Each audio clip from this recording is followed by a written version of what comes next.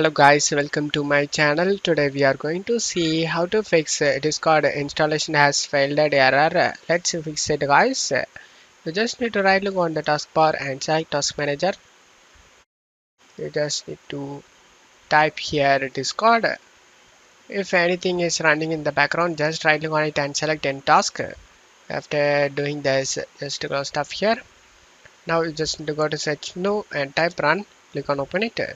In run window, you just need to type percentage local app data percentage again. Click on OK to open up.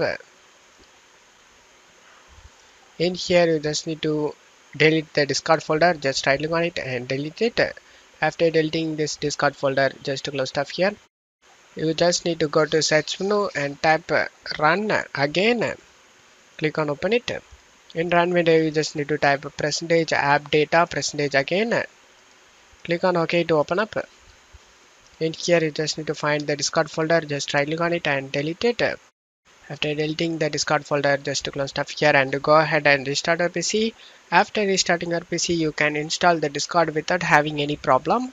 And that's it for today's video guys. Give me a like and subscribe. Thank you.